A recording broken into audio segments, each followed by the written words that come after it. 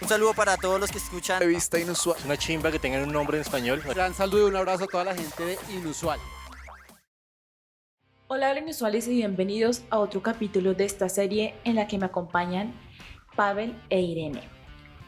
Entonces, para retomar lo que hemos dejado en el capítulo anterior se habló de el extranjero como un extraño, y en este vamos a hablar más del extranjerismo, pero cómo se ha abordado desde la literatura.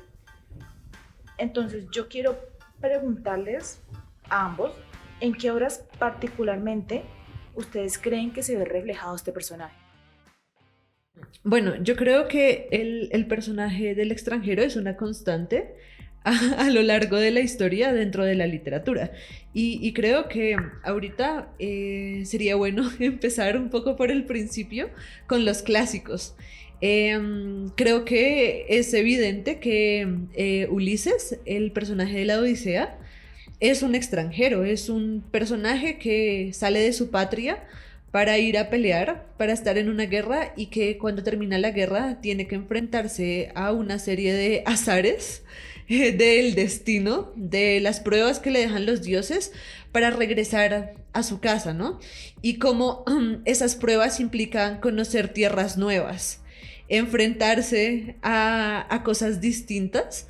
Y también llegar a un punto que es como la segunda parte de la Odisea, cuando llega a donde el rey y recibe el hospedaje de ese rey que decide ayudarlo, ¿no? O sea, es como dar una travesía y encontrarse con otras personas que te deciden ayudar, que deciden escucharte y entender tu realidad para llevarte a ese retorno a tu casa, ¿no? Pero como ese retorno implica, pues sí, una transformación, porque ya pasaste por muchas pruebas, por muchas personas, por muchas culturas. Sí, ese es como un primer ejemplo que se me viene a la cabeza. Sí, evidentemente hay una lógica del extranjero que tiene también unos adjetivos importantes. Por ejemplo, el viajero, más contemporáneo, el migrante, aquel que quiere interactuar con otras culturas.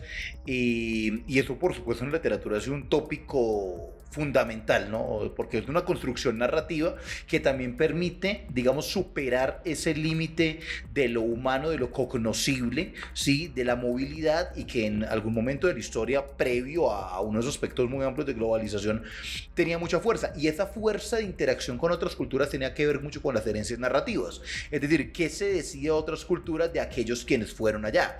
Están desde las teogonías, de los viajes místicos, épicos, toda esa épica, por ejemplo, que plantea Irene, que quizá fue de las obras que fundaron gran parte de esa relación con otros entornos, con otras realidades y con otros personajes míticos y fácticos.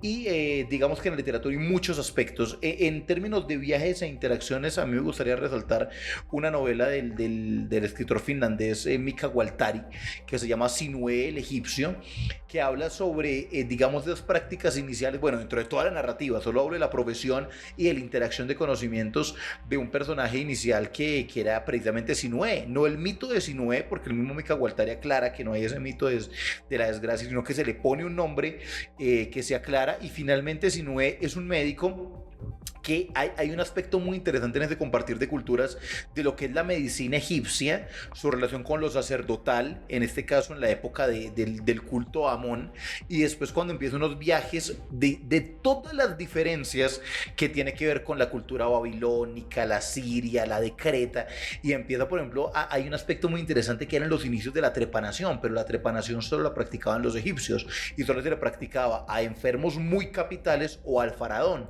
y había una trepanación, digamos, había un trepanador del faraón, un trepanador real, que era precisamente las enfermedades incurables, buscar en el cerebro, pese a que la probabilidad de supervivencia era muy poca. Pero si no a lo largo del libro, para hablar un poco del tema del extranjero y el contacto con otras culturas, termina siendo el médico más importante de Tebas, precisamente porque conoce todos los matices culturales que hay en diferentes regiones. Entonces, esa figura del extranjero también como una figura del aprendizaje. como una figura de la interacción y como una figura de llevar nuevos aprendizajes a nuevos territorios, tanto Sinuhe con lo que sabía a los territorios que llegaba, como su retorno a su tierra con los conocimientos que adquirió. Entonces yo creo que esa figura en la literatura del extranjero siempre ha estado emparentada al conocimiento, a la interacción, al crecimiento. Creo que la mayoría de veces siempre se tiene. Y también hay una figura siempre del eterno retorno, como cómo retornar a esa tierra original y cómo se retorna siendo otro. Esa interacción con los otros, como termina efectuando un retorno totalmente distinto del sujeto que parte. Sí, hay algo que me parece súper interesante de lo que decía Pavel, y es cómo el viaje tiene unas repercusiones de aprendizaje que muchas veces es aprendizaje intelectual y que termina repercutiendo de una forma positiva en la sociedad o en la ciudad que recibe a ese viajero. Muchas de las ciudades antiguas, digamos que terminaron nutriéndose porque las personas que tenían las posibilidades viajaban a interactuar con otras culturas de las cuales sabían que podían aprender. De Egipto aprendió toda la cultura occidental. Muchos viajeros sí, como que salían, parte de lo que requería su estudio era interactuar con otras culturas y poner, digamos que en diálogo, lo que es mío con lo que es de los demás. Y cómo yo puedo aprender del otro, ¿no? Que es distinto, es extraño. Eso también me parece súper valioso. Y creo que, por ejemplo, en la literatura, no tanto en los personajes, sino en los mismos autores. Eso se ve reflejado. Al final del anterior episodio, mencionaba, por ejemplo, en el caso de la literatura romana, cómo fueron los extranjeros los que llevaron esa semilla que terminó creciendo un montón en Roma y que dio grandes obras, pero que viene es a partir de las vivencias de extranjeros que bebieron de otros extranjeros. Claro, y esa interacción entre extranjeros también tiene mucho que ver con cuáles narraciones podemos adaptar, modificar, acentuar y complementar. Y eso ha sido, yo creo que gran parte de la historia de la humanidad, sobre todo llegando a un tópico tan importante como es la globalización, una interacción mucho más abierta entre las culturas, entre los pensamientos. Eso se viene dando desde la literatura hace muchísimos años. Y yo creo que ese es uno de los papeles esenciales del crecimiento que imparte la literatura. Y es precisamente, bueno, cómo podemos empezar a generar relaciones de muchos sectores. Póngase por ejemplo el caso de la Biblioteca de Alejandría, donde en algún momento llegó a ser un centro de consulta de todas las culturas importantes del momento histórico. Entonces se podía llegar a aprender de otras culturas sin necesidad de movilizarse corpóreamente. Por eso tanto el tema del extranjerismo como de la localidad, yo creo que supera la condición de tópica, es decir, del territorio. O sea, no es un tema territorial. Todos los aspectos del pensamiento compartido, construido y transmitido, que quede perenne, sí, superando nuestra condición de finitud a partir de lo que se escribe, de lo que se piensa y de lo que se plantea.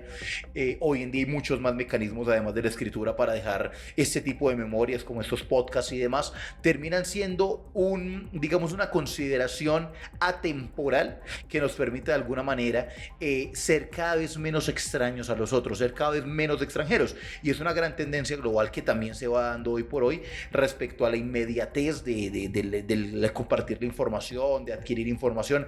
Cada vez vamos reduciendo ese negativo tópico que tiene que ver con la extranjería para decir, bueno, nos podemos complementar y podemos unificar, no todo absolutamente, pero sí muchos de los tópicos y empezar a generar un discurso unitario que nos permita aprender los unos de los otros. La escucha profunda, que es un tema que en ciencias sociales es muy necesario. Pavel, Irene, me genera una duda la conversación.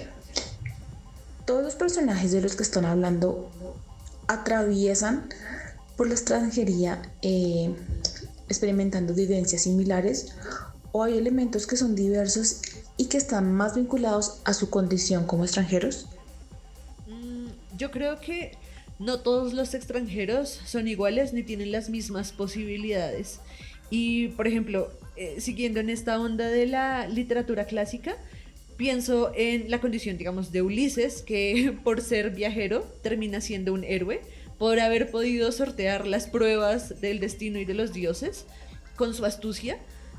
Termina aprendiendo de todo eso y logra un cometido, ¿no? Él logra imponerse ante un destino y lo logra hacer de la mejor manera, pero no podemos comparar, o si lo hacemos, vemos que hay una diferencia súper grande entre él y Helena, o entre él y Medea, que son mujeres, ¿no? En esta sociedad en donde la condición de la mujer no está en igualdad de condiciones con la del hombre. Helena es una mujer extranjera en Troya, ella es espartana, y en medio de una guerra ella es considerada como la culpable, ¿no? La que moviliza todo el conflicto.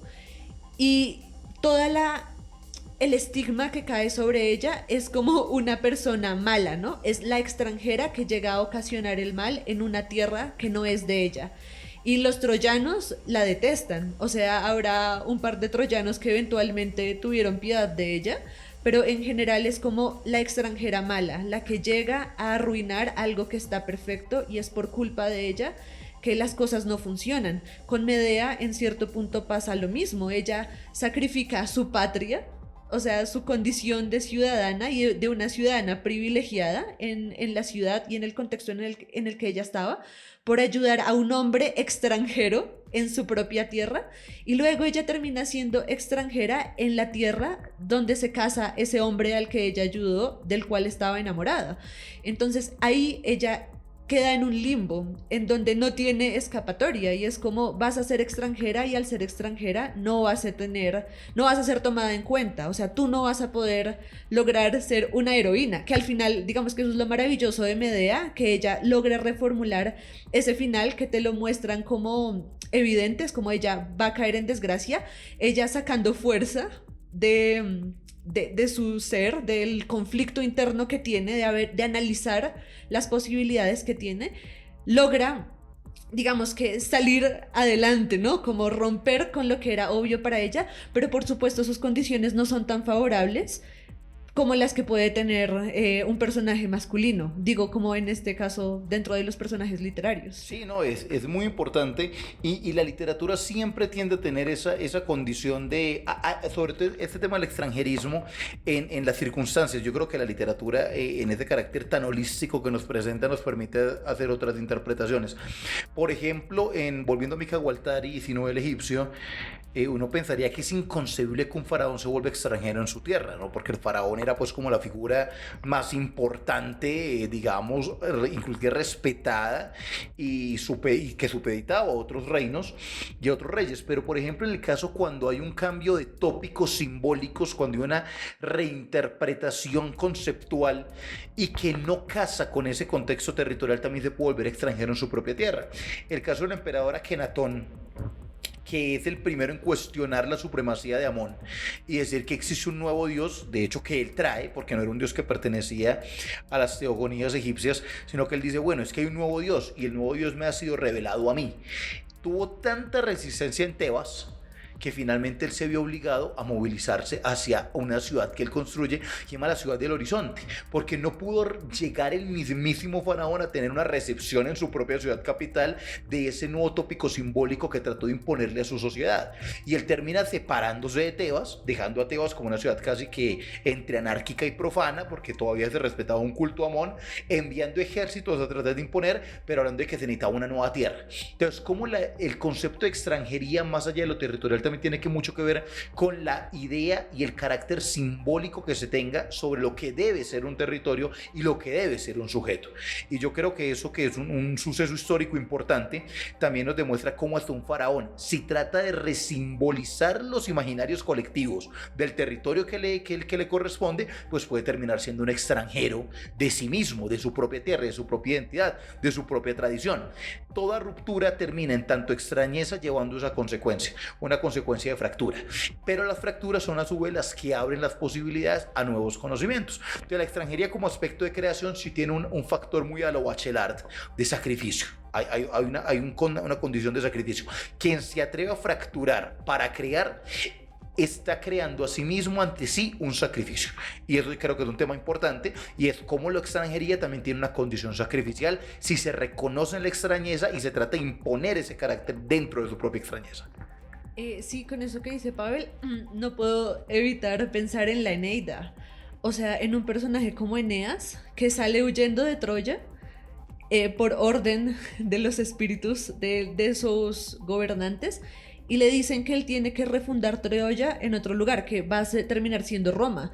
Pero es como todo ese ejercicio del viaje, porque también hay un viaje de estar sin tierra, sin patria, de buscar la tierra idónea, la tierra prometida para poder levantar esa nueva ciudad, pero como parte de las condiciones que él tiene para poder llevar con éxito esa tarea es renunciar a lo antiguo, es quebrar eso, es como vamos a hacer una nueva ciudad, tenemos un legado troyano, pero ya no somos troyanos, o sea, somos incluso extranjeros de lo que somos y ahora vamos a hacer algo nuevo y para mantenernos fieles a lo que somos, tenemos también que darle muerte a eso que somos.